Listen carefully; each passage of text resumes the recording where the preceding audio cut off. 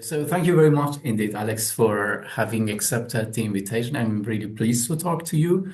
No, I very much enjoyed your so. book, and hopefully, we're going to have a rewarding conversation for both of us. I have some introductory notes about you. You can update, correct, or add something to that, and then we will start with the questions and non-questions. So, um, Alexander Douglas is a senior lecturer in philosophy in the School of Philosophical, Anthropological, and Film Studies at the University of St. Andrews. His first book was Spinoza on Dutch Cartesians. In 2016, he wrote a book, The Philosophy of Death, and his latest book, The Philosophy of Hope, the book that we're going to focus on today, probably not the latest book, The Philosophy of Hope, Beatitude in Spinoza, which aims to introduce and develop Spinoza's theory of beatitude. And I guess another book I read somewhere of his is coming out this year, if not already, That's right. Against No. Identity, the Wisdom of Escaping the Self. I think the book, I can guess the book has some traces already in the current book we are going to discuss today. Very much so. Yeah. Right. So it's been published already, or In June, it's in coming June? out. Okay. Yeah. So looking forward to seeing that. Yeah. So my first non-question, so it's not actually a question, it's like a trigger to talk about, is let me go to the methodology of your work. Many philosophers tend to avoid cross-school comparisons. Perhaps beyond it, there is a sense of responsibility for not endangering the nuances which are not easily translated or communicated, but also due to what could be called an obsession with precision, a deep attachment to conceptual purity of one school, and a fidelity to, I don't know, the unique language and assumptions of a given school. In your book, we see that not only the moves between philosophers such as Spinoza and René Girard, but also between schools such as Taoism, Sufism, and Western philosophy. So tell me a bit about it, please. Right. Thank you very much, Marty, for the invitation to be here. It's a good question, and I have thought about this for some time. I have always encountered philosophy as deeply personal in a certain sense, not personal in terms of the um, topics that people discuss, but in terms of the experience I have when I read a philosopher is I feel like I'm encountering this person's mind directly. You know, there's a kind of individual level of communication there. So all these things that you mentioned that stop other people from making cross-cultural comparisons, I guess aren't really there for me. I mean, the worry that there's the need to translate between different conceptual schemes or systems of categories. I think that you have to do that anyway when you read any person, you know, even when you have the appearance of a shared methodology or a shared categorical scheme. Everybody is using it slightly differently, and you have to sort of understand the nuances and learn the idiosyncrasies and kind of learn the individual philosophical language that someone is speaking in. So, um, I guess that's partly why I um, have started to do this, although it took me a long time to sort of feel confident enough as well. I guess part of it also is, you know, you feel like when you're dealing with something that looks like a foreign culture, even if it's thousands of years old, you're worried about putting a foot wrong, you know, in the same way that if you go out to dinner for the first time in a foreign place, you worry that you're going to have terrible manners and do things in the wrong way. But I guess I really came to the use of the trancer in Spinoza because this was a text that had always interested me, that I'd never kind of used in an academic way, but was to some extent familiar with, to to me for personal reasons. And it was only when I started learning a little bit about what scholars had said that it was very common for Chinese scholars going back to, figures in the early 20th century like Feng Yulan to say that Spinoza and Zhuangzi have the same idea of immortality. I decided to test this out and I realized, yeah, the things that are most difficult to understand in Spinoza can be made sense of if we're willing to look beyond the traditional reference points. I didn't, of course, at all mean to suggest that Spinoza could have been directly influenced by the Zhuangzi. I don't think that's really possible, although there are very interesting questions to ask about how these traditions, really intersect through time. The the connections between traditions that we now think of as Taoist and Buddhist and Hindu and Sufi and Jewish, probably all mixed together in some way in Spinoza's background. But the point is more that I realized that most of the so-called comparative philosophy that I was reading in the Western context would use Western ideas to try to elucidate so-called Eastern ideas or more foreign ideas. So I thought it would be an interesting experiment to go the other way, and I think it paid off. Great, thank you. I mean, I should say that was or that is a fascinating endeavor we've taken in the book. I mean, analyzing Spinoza under the lens of Zhuangzi, it was inspiring for me. It was really helpful. And I think that sometimes, as you said, sometimes it really helps to, I mean, I don't think we should be always obsessed with influence.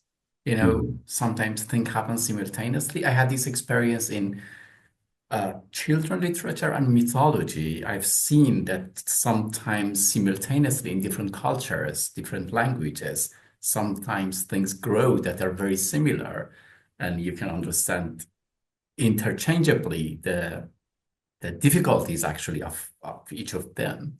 So, I mean, it shouldn't really be based on influence always. No, I Yeah, think that's right. Yeah, I think that's right. I mean, you see it with stories. So when you start looking at mythology, you find such similar stories coming up again and again in different cultures that can't possibly have had right, anything to do with each right, other. right. Um, As you said, like the similarities sometimes between Sufism and Kabbalah or Taoism is really yeah, stunning. So my second non-question is many philosophers, Alex, have written about hope from diverse perspectives. You also have it in a footnote of a page in the book that thinkers such as Richard Rorty, Gabriel Marcel, and Terry Eagleton, whom you also mentioned there, they've written about hope directly or indirectly. How does your Spinozist, Zhuangziist approach to hope differ from theirs? And what unique contribution do you feel your research makes to this ongoing philosophical conversation? I know it's a very general question. I know that you feel probably bothered with the general question, but if there is anything, I would be happy to hear. yeah, it's a great question. And, it's only embarrassing to me insofar as I think the title is a little bit tricky of this book because I I mean, a few people wrote to me pointing out that Spinoza himself has nothing very good to say about hope. He thinks that hope and fear are affects that are based on ignorance, and we should try to have less ignorance rather than feeling these emotions. But I was thinking about it in the context of beatitude. Spinoza uses this word, which is very deeply connected with the Christian tradition, beatitudo. And traditionally in medieval Christian writing, beatitude is almost defined as something that you can hope for but not achieve in this life. And interestingly, this isn't just for a theological reason, it's for a kind of logical reason that beatitude is supposed to be a condition of perfect happiness, of absolute satisfaction. And that doesn't seem possible logically in a life like ours, because even if you have everything right at one moment, you still have the fear of losing it. There's still the uncertainty around it. And so it can't be a condition of perfect happiness. And so I think it's extremely striking, maybe not commented on enough, how idiosyncratic it is for Spinoza to suggest that this is something that we can not just hope for, but achieve. And so I think that's what I was really trying to play on with this point about the philosophy of hope. It's also why I guess I kind of cast around as far as the Zhuangzi to look for other philosophical traditions that spoke about something like beatitude as an achievable condition in this life, which is, as I say, I think quite unusual. Great.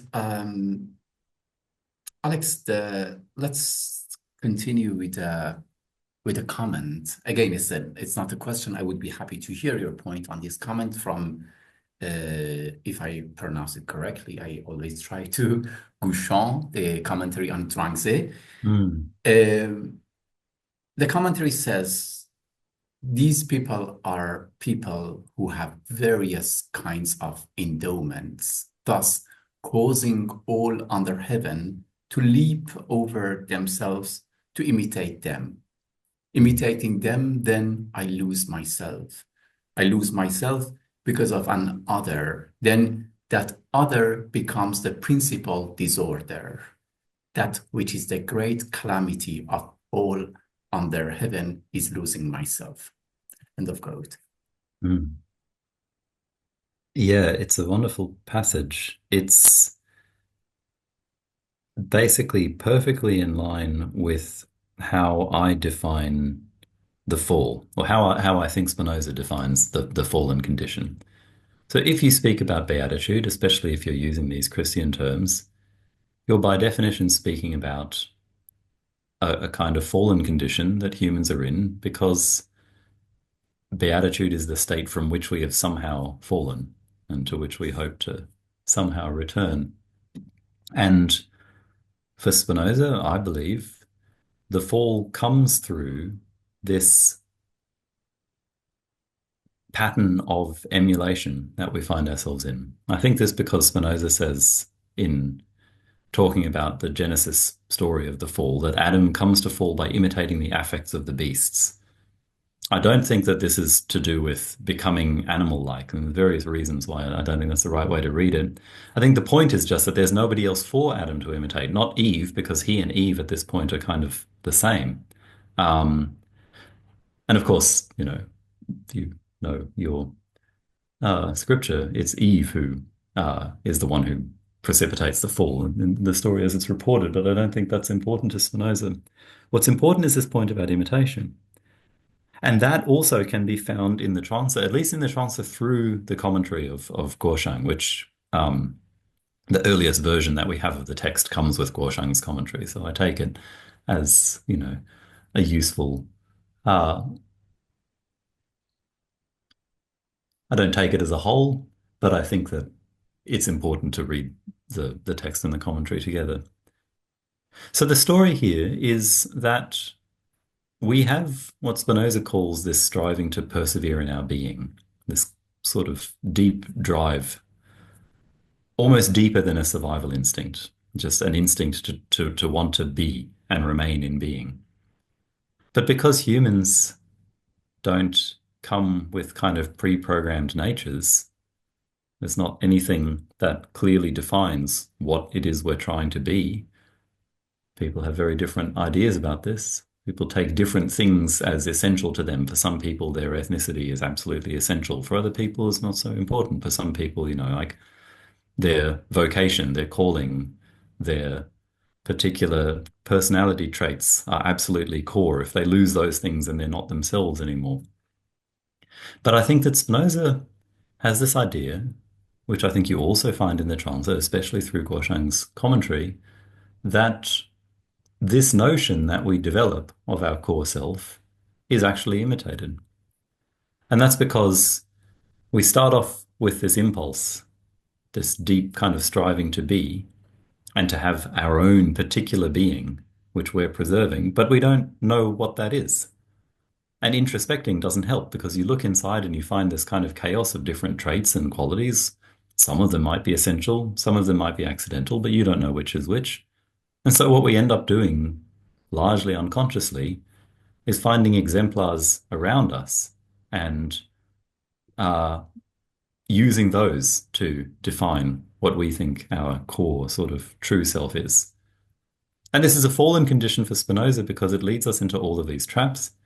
And it connects with beatitude because it's what makes us susceptible to death, as Spinoza sees it. We transform in all these ways all the time, but we don't generally regard every transformation as dying. Obviously, being transformed from a living organism into a corpse, we regard as death. That's a bad transformation.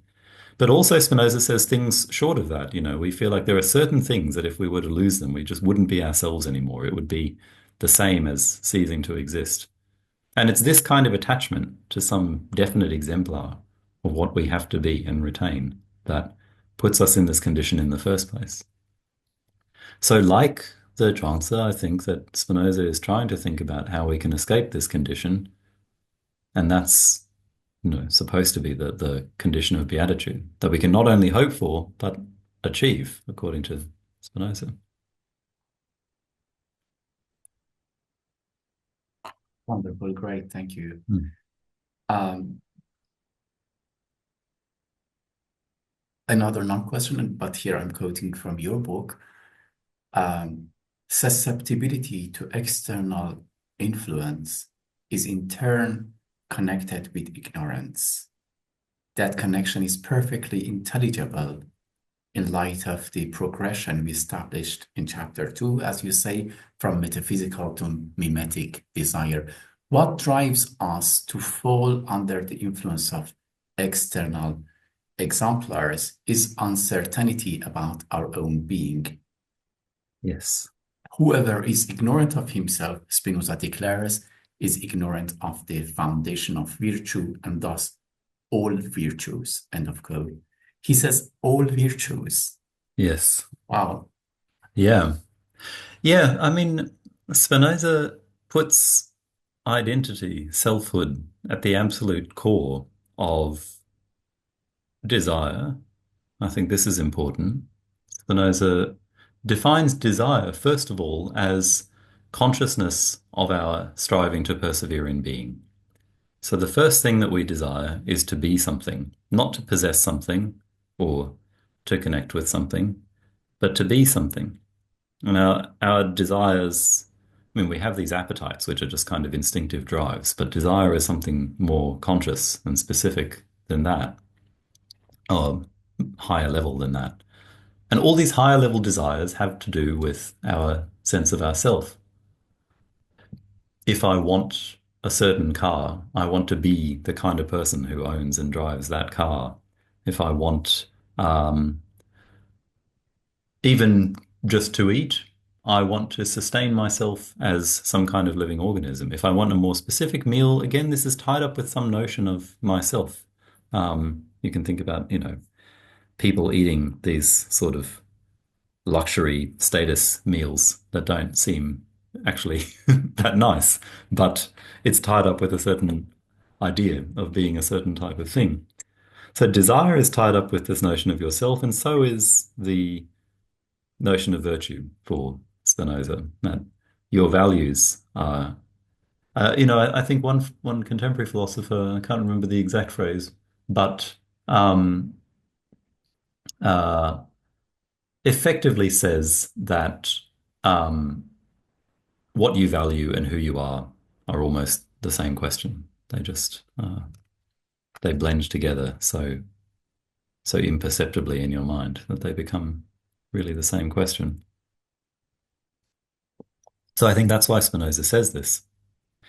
But I haven't talked about this point that you raised. There's this repeated reference to the true self in that passage from Gorshan. Um, I think it's Xing nature that he talks about, this true nature that we have. And Spinoza also talks about that. But I follow um, various scholars. There's a recent book by Christine Abigail Tan that makes this point very well. Guoshang is not talking about this true self or true nature as some definite thing that you are and you're sort of born as being. Your true nature is actually the capacity to be expressed in any number of forms. Your true nature is your kind of inner indefiniteness. And I think that's true for Spinoza as well. So I think when he says that, ignorance of yourself is the cause of uh, all of these problems, it's it's our failure to recognize that we are essentially indefinite that leads us to um, agonize over trying to define ourselves in this way. Uh, It's kind of inevitably failed project because every time you define yourself as something, there's a degree of uncertainty as to whether you've really adequately captured whatever it is that you think you essentially are. All right, great. Thanks. Um, empty glory. What is called empty glory? Again, it's quote from you. I think it's quote from Spinoza. So, what is called empty glory is self-acquiescence that is nurtured only by public opinion. When that ceases, acquiescence itself, that is the highest good that each one loves, ceases. Whence it happens that whoever glories in the opinion of the crowd every day struggles, acts, and strives in anxious concern in order to preserve a reputation. For the crowd is various and constant, and thus a reputation, unless protected, quickly fades away. End of quote. So here we have glory, we have crowd, all these key terms from the Mm. book. I think the passage is from Spinoza here, It right? is, yeah. Yeah. Right. So, Yeah, it's a passage from the fourth part of Spinoza's Ethics. And you're right, you have a lot of what to me at least are core themes.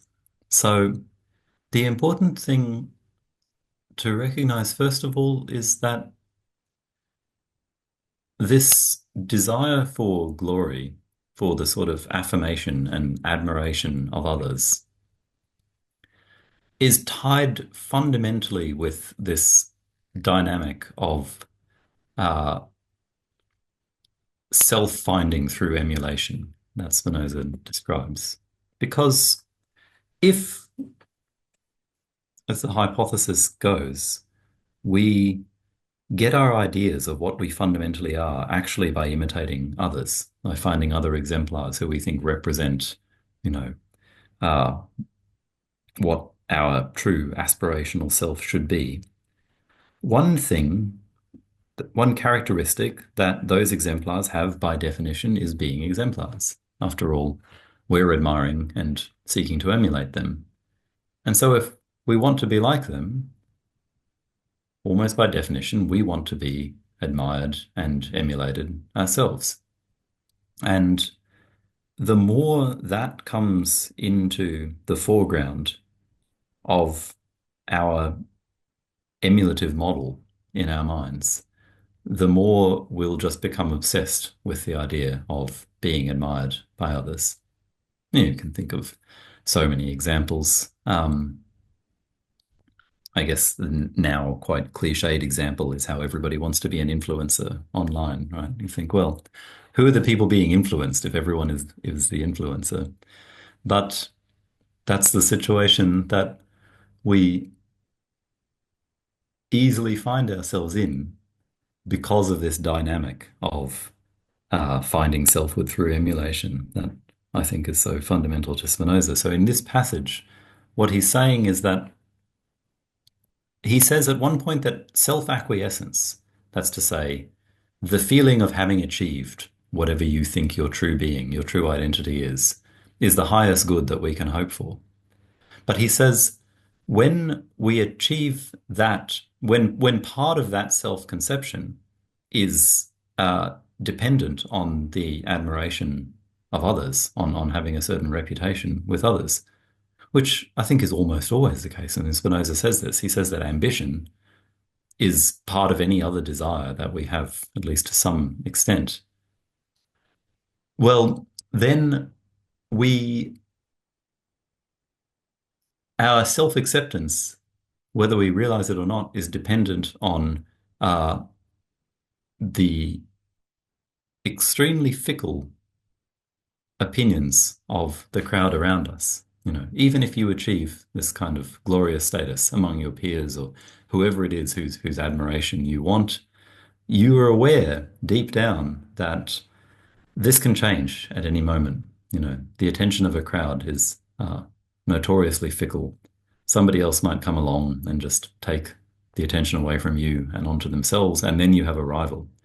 And you have a rival with whom you're pitted in a kind of almost existential battle because your survival is what you've taken yourself to be. You know, the admiration of the crowd has become so essential to what you are that you feel like you're losing yourself if you don't preserve this. And so Spinoza, I think, understands a lot of social dynamics through this.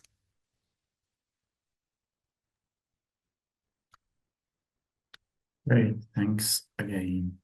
Um, Talking about exemplar emulation and other key terms in that code, I go to another um, passage from the book. To be separated, I'm quoting, to be separated from beatitude by anxiety about the future is the result of the fall, which is to say, of emulation and imitation. It is only where we find our being in others that we are condemned to live in fear of losing it.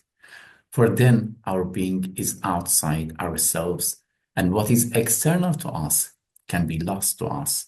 Yet, how can this be avoided? You ask in the page 45. And then later you add, I'm quoting you again, Adam falls by coming to take his moral knowledge from an external source, the fruit, the serpent, the beasts, something outside of him and not entirely like him, though near enough to serve as an exemplar. Knowledge of good and evil, we have seen, is based upon an exemplar.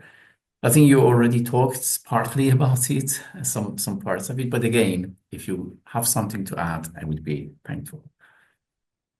Well, the reason I think this is important for understanding how Spinoza thinks about beatitude is because in the very end of the Ethics, he seems to contrast the beatific state from, I guess, the fallen state, although he puts it in terms of the wise person and the ignorant person at that point.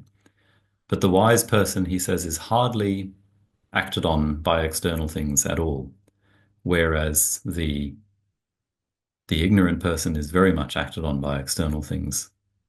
And this is a strange passage because you would think, well, if he just means acted on as in being, you know, causally connected with the world, then everyone seems to be about as acted on as anybody else. We're all sort of subject to various things beyond our power and outside of our control.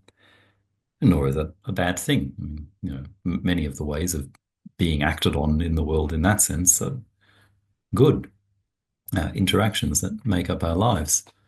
So I think Spinoza must mean something else. And I think what he means is acted on by exemplars, by external exemplars, because uh, he says external causes. And at one point, Descartes, when defining cause, says that one particular type of cause is an example. I think this fits best with the rest of what Spinoza says.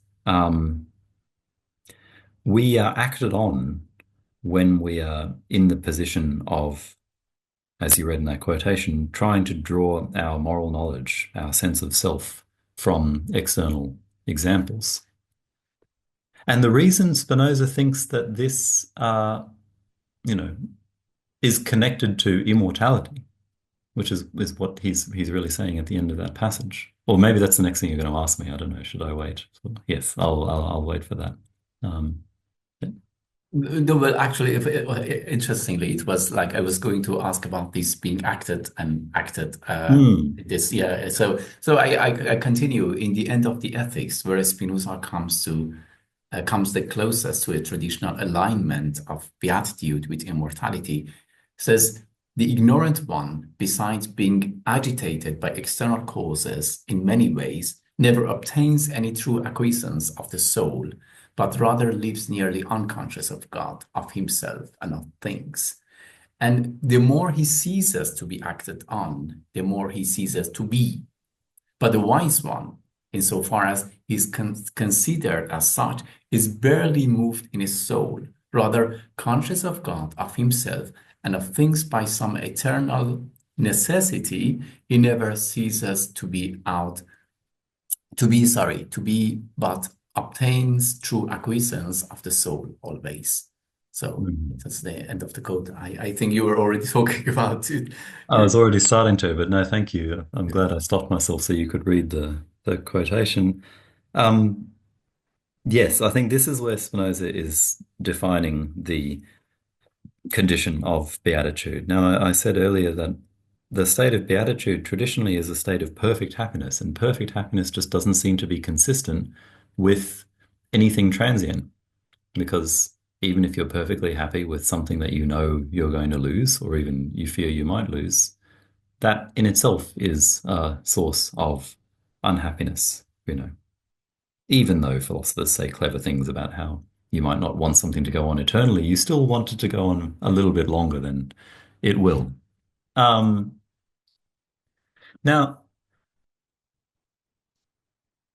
I this is where I found the Zhuangzi illuminating for what Spinoza could mean. I thought, what can he possibly mean? People have thought maybe Spinoza means that you have some sort of eternal essence that's outside of time. But that's not consistent with him thinking that this is something that some people can achieve more than others. If you have some eternal essence outside of time, then it seems we all do. Um, what I think Spinoza seems to want to say is that there's a sense in which we can avoid death altogether. And that sounds like such a ridiculous thing to say, I think, that um, I think scholars just haven't bothered trying to make sense of it. But in the Trancer, you have the same point. There's this point about these kind of figures who don't really die. And the reason they don't die is because they're not definite enough to die. The death just becomes one of many transformations. But as I say, if you're not essentially defined by any particular thing, in the same sense that some people cope much better with retirement than others, and the people who cope better with retirement are the ones who haven't made their job absolutely fundamental to their identity. People who make their jobs fundamental to their identity experience retirement as a kind of death in miniature, loss of the very thing that they thought made them who they are. But in the Trancer, you have these death stories where there are these figures who are so comfortable with any transformation that occurs because they have, so successfully detached themselves from any determinate concept of their identity. Death is just no longer a concern for them. It's not really something that can happen to them anymore. And I thought, what if Spinoza means that? Then I thought that might explain why he makes this point about external things. Because I've already said that Spinoza feels that we develop our sense of identity from external exemplars. So the more we can stop doing that, the more we can stop being tied down to any particular sense of identity, and then we don't have this worry about death anymore.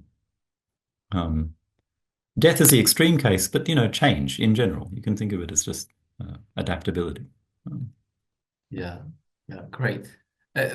Something funny is happening that I think like all the questions I'm going to ask you, you have answered it already. I'm one question ahead. How has it happened? Which is Yeah. the funny part of this list of questions. So anyway, I ask it. I mean, I put it. Yeah. So it's not a question. Again, I like this genre because for me there is nothing to.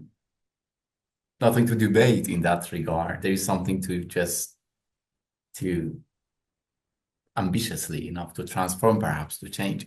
But anyway, um, the next now question was supposed to be, I'm quoting you, that to truly be secure in your being is to be in no danger of losing it. Yes. You might suffer, but you will suffer as yourself. By contrast, if you find your good and evil only in reference to the approval of the crowd, then you chase a fickle and a perilous sort of being, a being you might lose and never be able to get back, no matter what you do. It is to face every day the terrible prospect of a living death, the death of a courtier fallen from favor or a washed up celebrity. It is to fear the loss of your being through the loss of its external supports. End of quote. Yes. Yeah. So I guess that should just sort of presses along one aspect. By the way, I think it speaks highly to how sympathetically you've entered into the spirit of my book, that your questions are all kind of anticipating um, the things that I was going to say anyway. So I appreciate that. Yeah, yeah. I mean, I couldn't really finish that book. There are books you don't want to finish, you know. So your book was one of those, you know, that you just, yeah, you just want to be in their exposure. You just want to be next to them and learn and think with them, not only think of them, you know. Yeah. So yeah, Well, in thank you that so case, much. yeah. Yeah, no, that's the best, the best thing an author can hear. Um, so yes, this point about dependence on others. So that's a specific example that Spinoza thinks is particularly prevalent. That when your sense of your being, I mean, I use the example of people sort of being defined by their jobs, but I think Spinoza thinks, yeah, much more common is when people are defined by their reputation, their status in a particular social situation, then they can't achieve beatitude because they know perfectly well that they're depending on something highly fickle and transitory. Um, I think the passage in the Zhuangzi that sort of conveys this in a very, very abstract, not abstract, but very sort of elusive and poetic way is um, this passage in the second chapter of the Zhuangzi where first they discuss figures who are dependent on things. And this again, I think, is the same point that Spinoza is making. They're sort of dependent on things in that their sense of being is dependent on something. And then there's this description of Lietze, this sage-like figure who rides the wind. And so this kind of very poetic passage about Lietze being entirely detached from the world, and he depends only on the wind. But then it said, but Lietze still depends on something, he still depends on this wind, so he's still not completely kind of detached. And it says, imagine if you could depend on nothing at all besides transformation. I think the idea is Lietze is blown around by the wind, but the wind is still a very specific thing. But the sage-like figure can kind of ride along with any sorts of transformations, not just transformations of a particular kind. And after that, you have this passage that I um, use as a kind of central theme for my book that's coming out, which says something like the perfect person or the completed person has no identity, has no self. But that's after this point about dependence. So, yeah, I think that's another very different way of making Right, the same point that I think Spinoza is right. making. Yeah, great, great. So one of the I have to admit one of the English words that for me as a non-native speaker, its spelling does not help me pronounce it well, or even it makes me pronounce it worse, is acquiescence. When I look Oh at it, I yeah, can't yeah. pronounce it. So it is already in my next question. So apologies for my mispronunciation already. It is from Guchuan. I'm quoting the commentary of Zhuangzi. Though small and great are different, Yet if they are released into the realm of self-realization, then things will acquiesce to their Acquiesce. nature. How do you Mm. pronounce it again? Acquiesce, I think. Acquiesce to Yeah. their nature, and affairs will correspond to their ability. Each is suitable to his own allotment. In leisurely ease, they are one. So, how can there appear to be any better or worse between them? End of quote. Um, I I read that quote, Alex, because you seem to be reading Spinoza through Zhuangzi lens, and I think that is also part of your book, um, that allotment concept, Mm. that is also Mm. used by another scholar you mentioned, Kristen Abiri. She Hmm. also uses that in her book on freedom. Um, so what do you have to tell about it?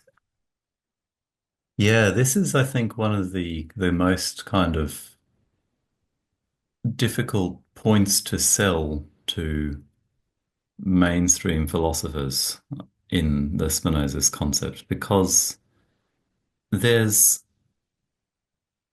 um, Spinoza speaks about acquiescence in two registers. He speaks about acquiescence of self, which he says is the highest thing we can hope for, and yet in the fifth part of the Ethics, when he comes to talk about beatitude, he drops the self out altogether and starts speaking about acquiescentia animi, acquiescence of the soul. And I think this is very different. I think this is very different because the soul here is precisely your indeterminate self. That's why the self has dropped out.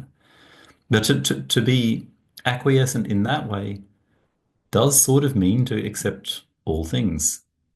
Most philosophers tell me, why should we accept all things? It's just not a popular view. It's a view that certainly is around in various religious traditions and things, but usually people think, well, you can't actually mean it. Um, and it's difficult to try to work out how this is supposed to play out with the concerns that people have about, you know, um, political oppression and suffering and things that it seems that we shouldn't at all be acquiescent towards. Um, but the so Guosheng is sometimes accused of manipulating Chuangzi's philosophy into a kind of convenient uh, sort of political suppressant that he's using Chuangzi's philosophy to tell everybody, oh, just accept your station in life, accept your allotment, and that's how people think about it. I gave a talk once called Spinoza's Unquiet Acquiescence, where I tried to make the point that it's not really like that. And to understand this, you have to see that it's actually quite politically radical to teach a message like this. Because so many of our political institutions, so many, in fact, of the instruments that people use to oppress each other depend precisely on people not taking this attitude of acquiescence, of people being kind of recruited for these projects to shape the world into a way that it's meant to be, You can think of the sort of I don't know what the ultimate sort of imperialist colonialist project is having a very definite idea about the right way that people should be living and should be existing and the world should be, and then you just, you know, set yourself single-mindedly to imposing that. If people take on this attitude of acquiescence and that starts to spread, then we live in a world where it's no longer possible to recruit people to projects like that. And so I think that there's something very subtly um, subversive and radical in that message. That wasn't what you asked, but I thought it was something I should say about the Yeah, great, and thank you message. that you added that. Although I'm going to ask that question Oh no, again don't later. do You're predicting, I think, my questions. it. Well, not immediately now, but I'm going to ask that. Um, Mm, But Alex, given the background of self-acquiescence confusion in today's culture, especially within social media and self-help narrative, there is the word self-contentment and self-confidence, Mm, which often emphasize this attitude to the extent that you risk you risk even um, I mean, in a sense, they are. I mean, self-contentment can go that far that you risk losing your humility.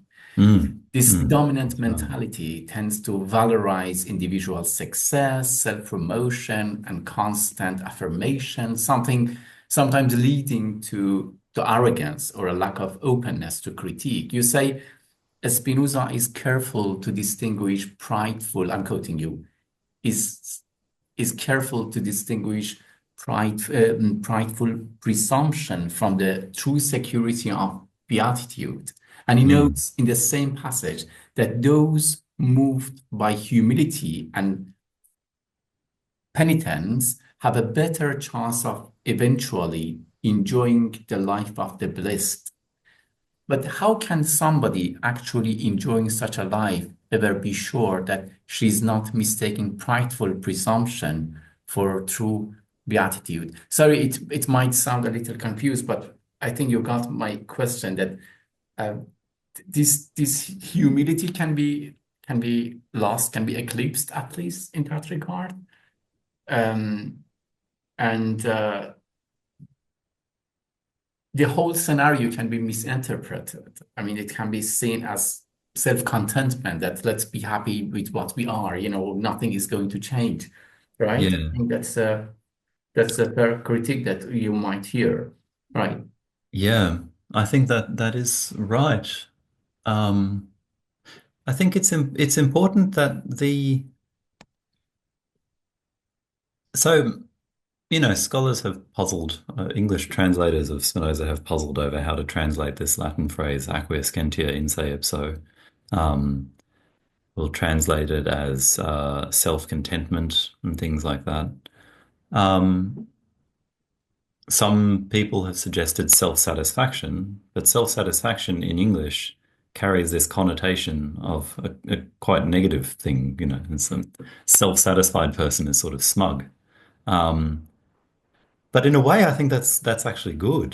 It's kind of useful that that connotation is there because I think it highlights exactly the problem that you quoted me talking about, that um,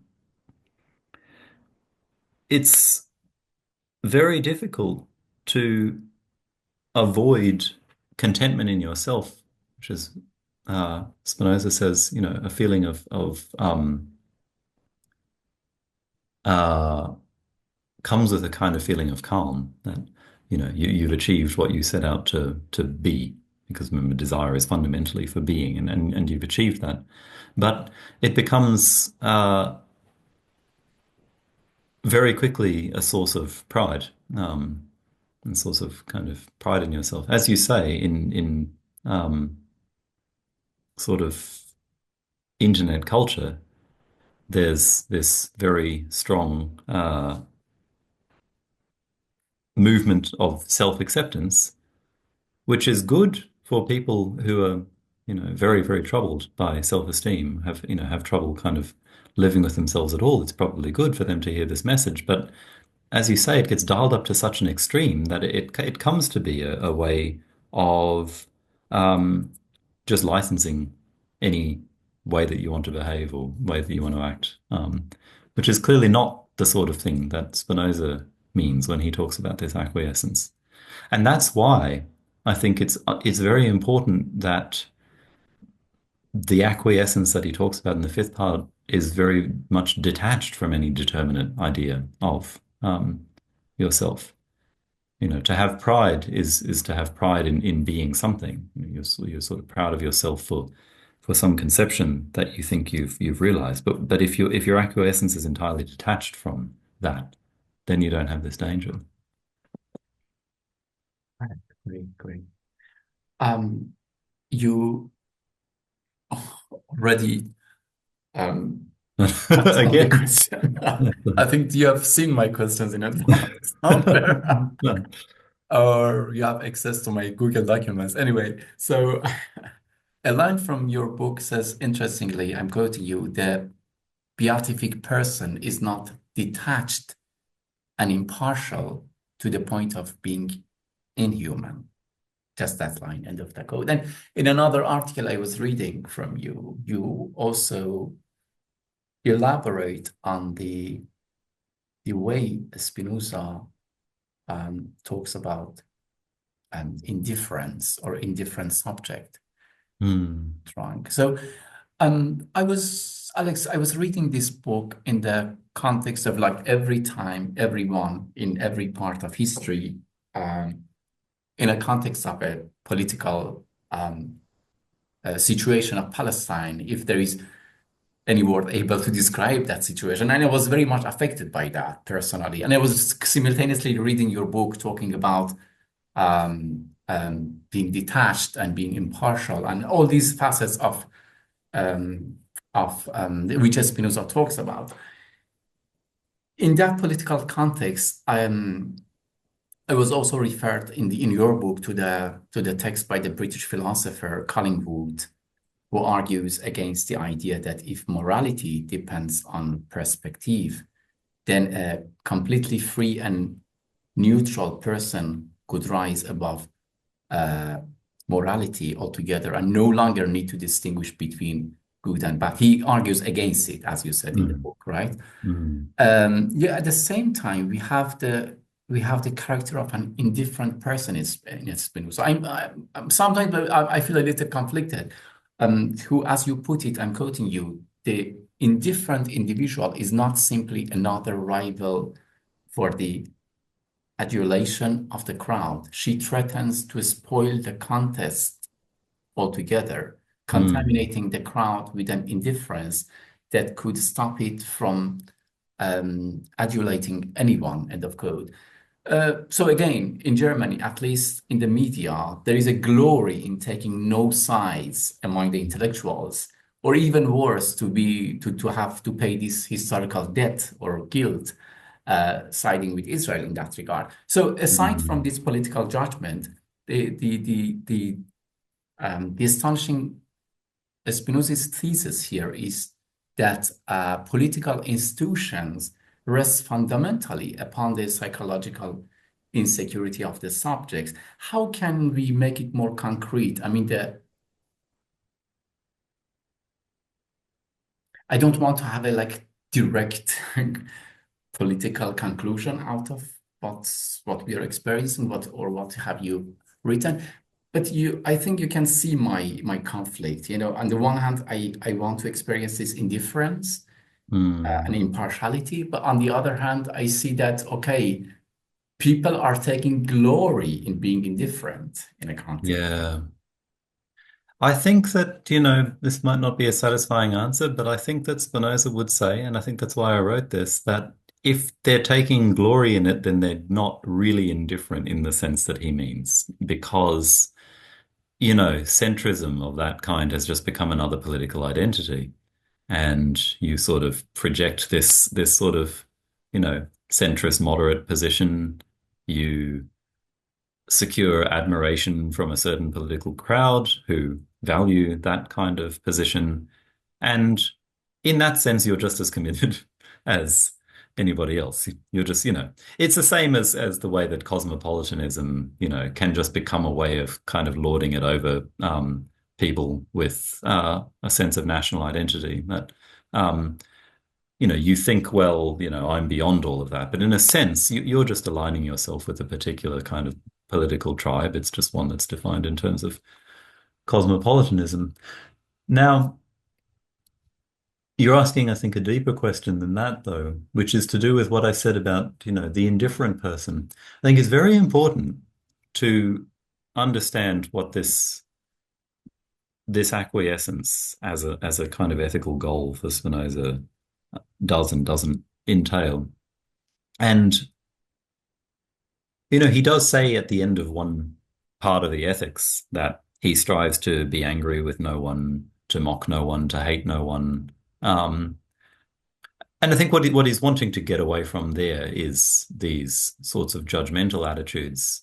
that we take to people that are purely reactive. But what I was trying to suggest was that there is no real option of being entirely devoid of commitments. You know, we're committed to the people in our lives. It's, inevitable. If somebody just kind of insults a person that you love, you are very much already committed in that situation to want to defend the person that you love, to have feelings against the person who's insulted them. But that's why I think it's very important to understand that this sort of perspectival character that Spinoza is presenting is not uh, it's not relativist. It's not that, people just have these different perspectives and things are true to one perspective and not true to another. All the perspectives kind of contain something valuable that just, you know, it's the whole picture. If you were to kind of see from all sides, you would literally be seeing from more than one perspective at once, and we can't do that, neither in the physical sense nor in the metaphorical sense. But the closest that we can do is to just kind of be aware of the perspectival character of our own commitments, and we can stay committed, I think, but we're just committed in a different way. We're committed in a way that doesn't sort of entirely demean or degrade or shut out the uh, the voices of those who are seeing from a different perspective. Um, so I this is a question I'm most often asked about this book, and I think what people are asking is really a version of there's something that Xunzi raises as a criticism of Zhuangzi, at least that it's generally interpreted as a criticism of Zhuangzi, where he says, he literally presents this picture of this raging battle where these people are, sort of killing themselves, killing each other over uh, their ideals. And the Zhuangzi sage is just standing there, just sort of watching this with no feelings at all. And you kind of think, this doesn't look like an attractive. You don't necessarily want to be one of the combatants, but does it look any better to be somebody who's just sort of standing and watching this happening without any feelings about it? But that I think would be indifference in the sense of trying to lift yourself out entirely from your own perspective. And that's not something that we can do. But what you could do, I guess, is be committed to helping the people that you want to help, caring about the people that you care about, without having to entirely sort of dehumanize those who don't share your commitments. But as far as, you know, Israel and Palestine goes, I it's very difficult for me to even understand the kinds of motivations that some of the key players in that uh, have. And so, as much as I would like for philosophy to be able to, or at least for my philosophy to be able to kind of speak to things like this, there's a level of psychological insight that I think I'm just lacking. The most I can say is that, of course, um, when nations begin to act in extraordinarily aggressive ways, it's in some way tied up to this dynamic of self-definition that we started off by talking about. I think the nations at their most aggressive are nations that are in some way involved in some kind of identity crisis. Um, Otherwise, why would it be so important? Why would it be so important to kind of make national identity so definitive that you can't even accept the fact of the existence of um, others who don't share in it? But that's, I guess, as far as I'll go, because I feel that applying it directly to any situation is maybe requires a level of knowledge that I don't have. Yeah, thank you. I enjoy that. I have a very small digression here, if I'm allowed to ask. It's what are our tools in recognizing glory um, in others? I mean, as as political animals, as political creatures? I'm asking that. I mean, perhaps in ourselves is, I don't know if it is easier. I wonder now. Hmm. But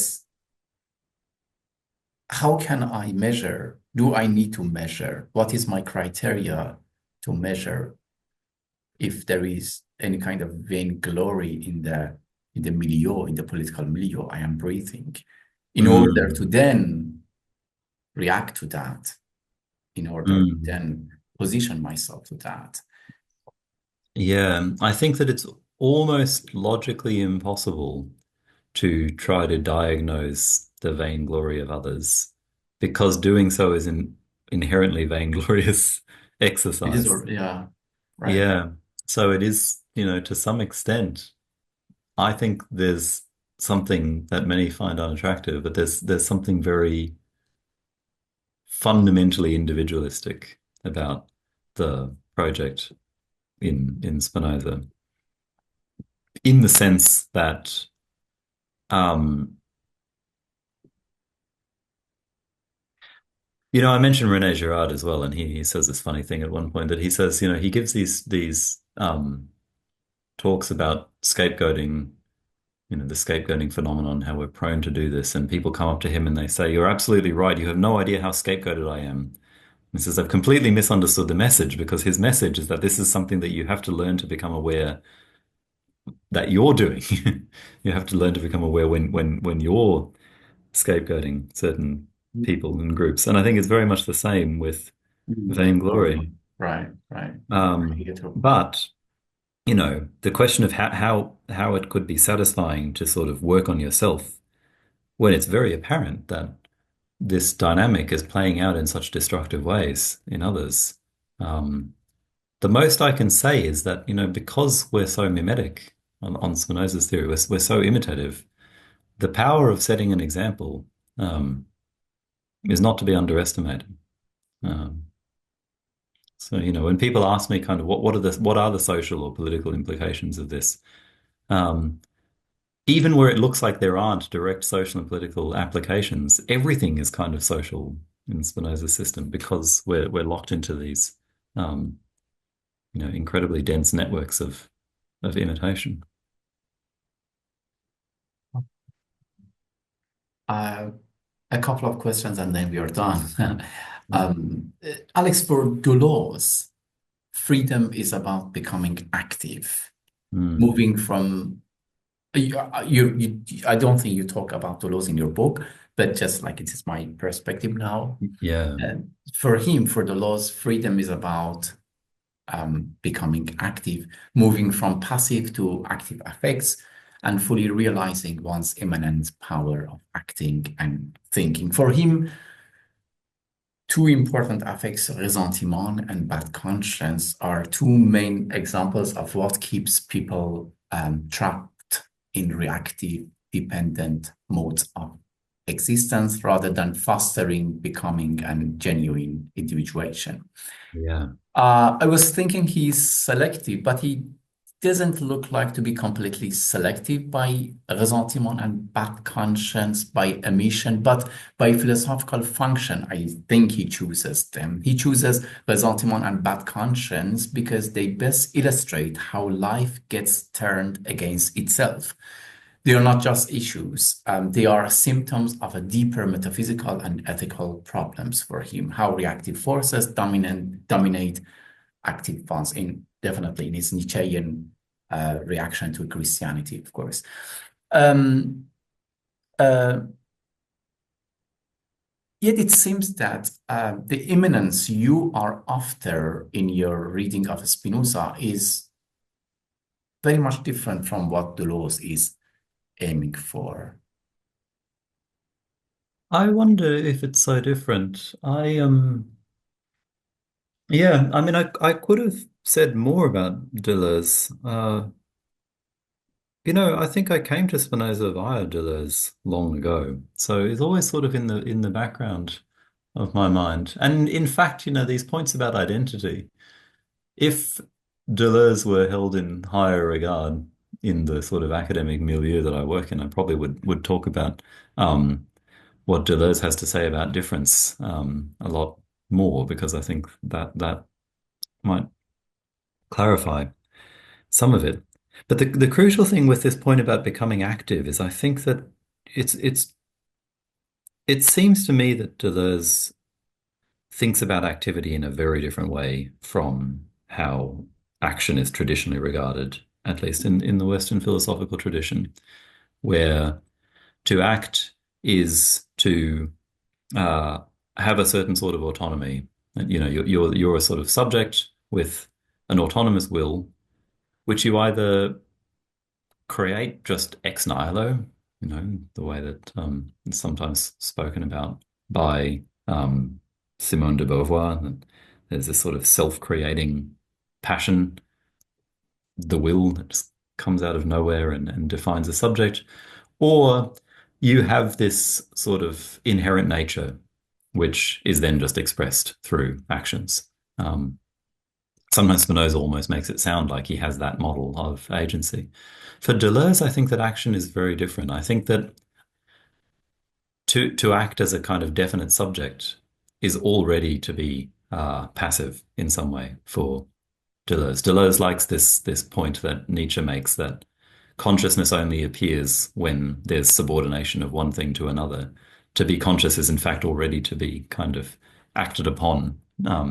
So that, you know, a conscious agent in the traditional sense is not active in the way that Deleuze means. I think that what he means by active is uh, he believes that there are these forces that kind of proliferate themselves and are always overturning and transforming any stable structures that temporarily emerge. And it's when we sort of try to, you know, sometimes sort of territorialize these forces within stable structures that that's where you see things like ressentiment and bad conscience. So I think that what I'm saying is to some extent consistent with Deleuze. The only thing that Deleuze doesn't have, as far as I know, is this dynamic of imitation. That, you know, I think he has a slightly different story about how bad conscience enters the picture, whereas as I read Spinoza, it enters very directly through emulation. But maybe you have different views on this. I don't know. Right, right. Uh, I think you're right. I mean, despite my, I also came to Spinoza not that deep as you did, through Deleuze and Deleuzian lens. And I think,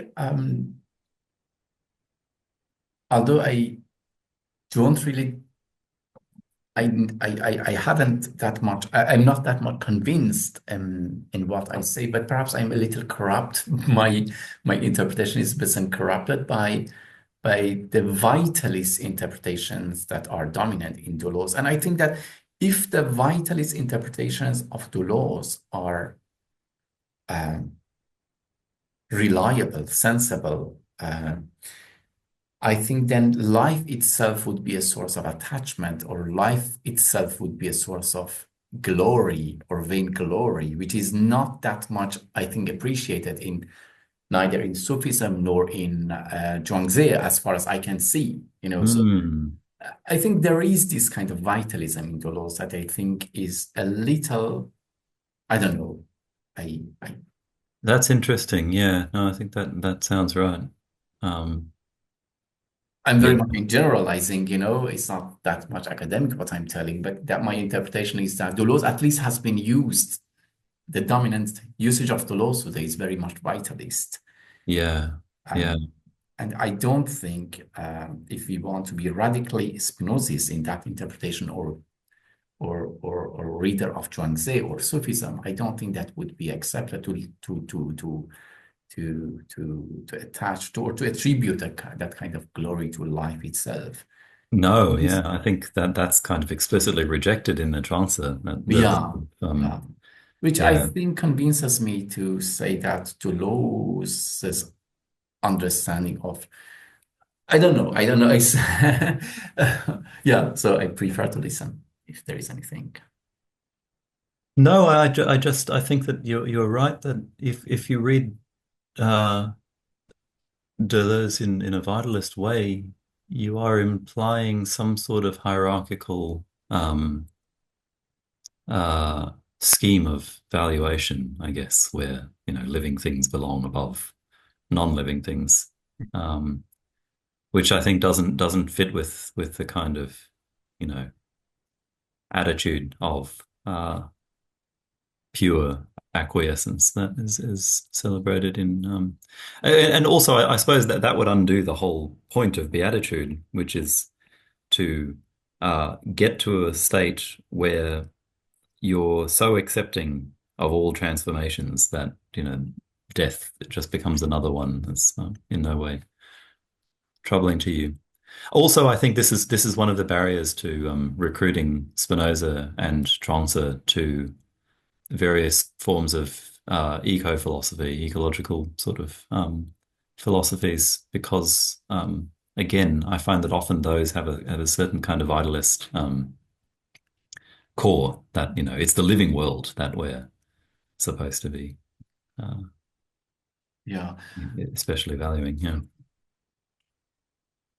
Um, I think two questions, and if you have time for, Sure. Yeah. yeah. So, Mm. um, Gushan describes the emotions of a sage. I'm quoting, I take each transformation, both life and death, as me, Exactly. since Yeah. all are me. How can I ever be lost? Since I've never been lost, what worries can I have? Because one makes no resistance, one cries when others cry. But because one has no worries, one cries but does not lament. There is nothing I fail to take as me. So inner and outer are invisibly unified, past and present, strung together on one thread, constantly renewed along with all transformations. So how could anyone know where the me is once and for all? So I say there is nowhere that I'm not self-realized. Yes. Yeah. So that's great time to read that passage because that Exactly. includes the direct rejection of this vitalist uh, valuation, I think, where he says, life and death are the same to me. They're not, there's Which no, is easier said than done, right? it's easier said than done. Yeah, yeah, I it's mean, I yeah, love it. it's an incredible passage. And I like these passages because, if I'm right that this is the vision that Spinoza has of beatitude, it shows just how ambitious a goal he's really presenting. I mean, this doesn't seem like a condition that anybody could really achieve. I also like in that passage that he says, I cry, but I don't lament. Because I think that that also helps maybe with this question that you were asking about sort of commitments, that it's, you know, being accepting of things is also being accepting of uh, impulses that emerge spontaneously in yourself as well. There's no sense that you should be kind of it's that, and this is what I think why it's quite different from Stoicism. There's no sense that you should be trying to mute or suppress kind of spontaneous impulses that arise in you either. The point is only to kind of accept them in a way that is in harmony with everything else that you're sort of, all the other transformations Uh, you're experiencing. Yeah, it's interesting. Like, I mean, again, a small digression here, is that, well, I wrote my PhD in humor, and I've been like since 2015 when I defended till now, I'm like busy with humor, irony, and all these things. So my answer to that question, which question you might ask, my answer, if you formulate that question, what makes a person cry without lamenting? My Mm, answer would be irony and humor. What yeah. are your answers? Do you have any ad hoc answers to that? I think your answer is fantastic. I mean, and I think that's very much the answer in the Zhuangzi, It's I don't think there are many humorous philosophical texts. I've tried the experiment of asking students, what's the funniest philosophical book that you've read, and half the time they don't even understand the question. I might as well be asking them what's the roundest Yeah, square you've yeah. seen or something. But the chance is, it's very core to its message that it's just such a kind of richly ironic and humorous text. And, I guess that's why it's difficult to study, even in the passages you've read. It seems like as soon as you're offered something, it's kind of immediately taken away. Um, but I think that's the sense of sort of ironic distance that is being maintained. So yeah, I don't think I could improve on Right, your answer. right. No, I mean, I say, I see, I feel the same irony and humor, even like black humor in Rumi when you read Rumi in Persian. Mm, It's fantastic, sometimes like it's not witty, it's not like it's not sometimes entertaining even, but there is some humor there. There is some kind of um even some kind of lightheartedness there, that moment of mm. revealing truth, if I'm allowed to use that word, like these epiphany moments, there is kind of Epiphany, yeah. humor there, Yeah. Yeah, I think that's very important. I think traditions that treat, you know, epiphany with something other than just reverent seriousness, which definitely. Yeah. yeah.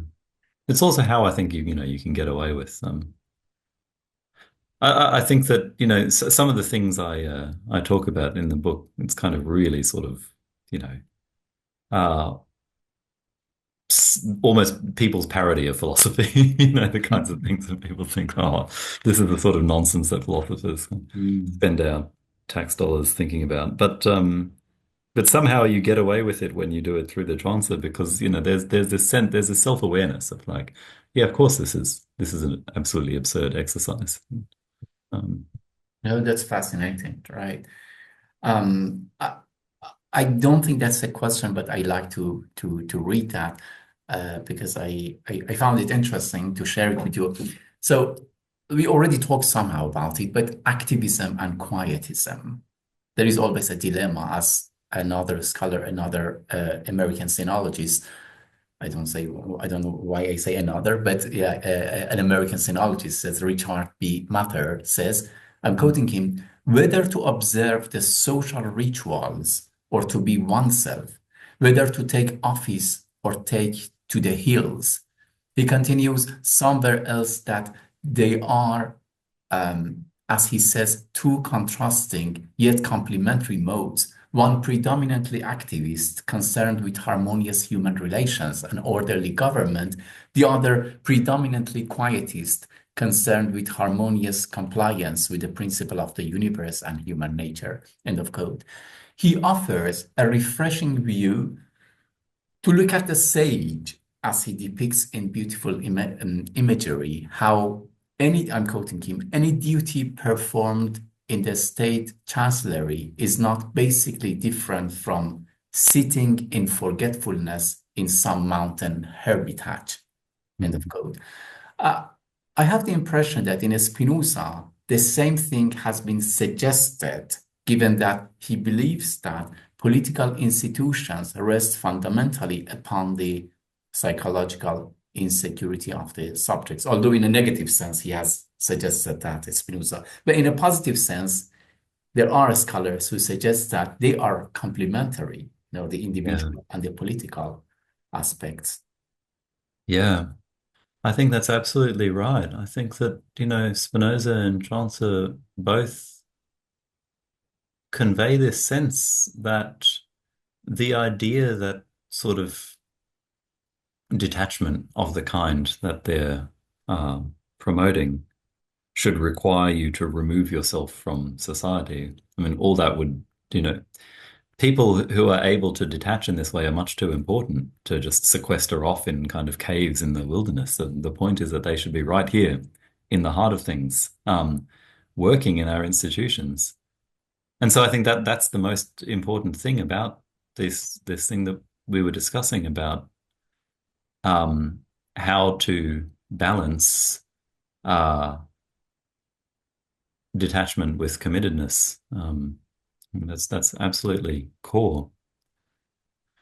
I think, the point about activism and quietism, as I was suggesting, you practice, you are activist by practicing quietism within your your ordinary life, I think. Um, that's important. I know that, you know, people like Slavoj Žižek hate this idea because they think what you end up doing is just entrenching the status quo with this alibi that, oh, yes, I'm kind of participating in the system, but I'm doing so ironically. So therefore nothing has to change. He thinks that we have to somehow escape this trap. But I don't think it's a trap because I think that, every time somebody does this, they participate in existing systems with this sort of sense of ironic detachment. They're putting a little bit of sand into the gears, and slowly by slowly, the machine starts to break down and has to be rebuilt in some new way. I think that's the magic of it in Zhuangzi and Spinoza. I think that's how they Absolutely. manage to be. Yeah, Absolutely. yeah. Absolutely. I appreciate that. Absolutely. I think so I finished this interesting, fantastic conversation with you, Alex, with one question. All of them were non-questions, but that's half question, that's half non-question. So I just like try to read it to you. That's the last one. And that is somehow relevant to what you talked about, the guys like Zizek, or this kind of direct approach to power. Um, yeah, so I just read that. Um, I've written here, I have an impression about non-conformity. I believe that non-conformity is not something we always consciously and directly aim for or look for single-mindedly. It is something that happens to us or returns to us, or we repeat that. So otherwise, the attempt to be against the crowd. That's why here I'm a little careful about reading René Girard, or let's say applying Girard's theory. Mm, It is something that happens to us or returns to us. So otherwise, the attempt to be against the crowd or to be non-conformist causes one to assimilate the crowd only in a reactive mode, only in the opposite way. So yeah. what I mean, and I have recently been discussing with many friends, I mean, Iranian, non-Iranian, is that uh, in resisting something rigid, we cannot and should not perhaps resist rigidly. Yes. This is actually one problem sometimes I have as a diaspora in Germany. Sometimes I feel, oh, I have to resist, but I think, okay, I'm very much similar to them. It's like assimilating myself. So this is actually one problem sometimes I have with all resistant politics, all direct resistance politics, which are head-on resistance.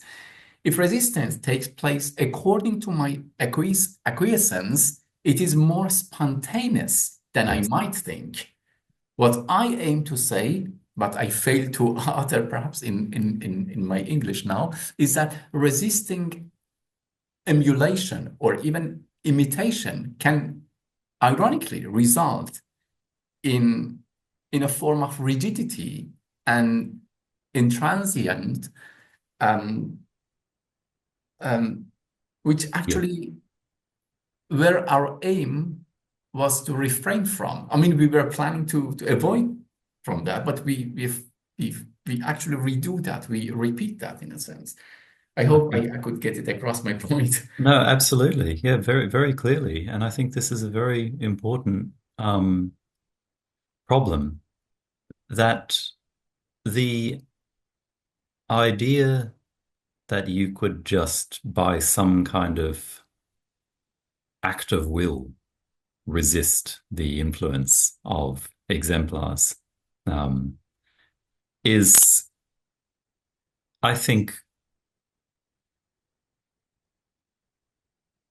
Spinoza would immediately say, if you think you're doing that, it's probably because you've fallen under the influence of an exemplar. Because as a general rule, if you set for yourself some very active goal like that and pursue it with sort of, determination, um, his theory of desire is that when we get these determinations from somewhere, we just don't have this capacity to generate. directions for ourselves out of nowhere. So I think you're absolutely right. So resistance to these patterns of emulation would have to come from acceptance rather than active resistance of some kind. But acceptance of what? And here I think it's very important that ultimately God becomes an exemplar for Spinoza.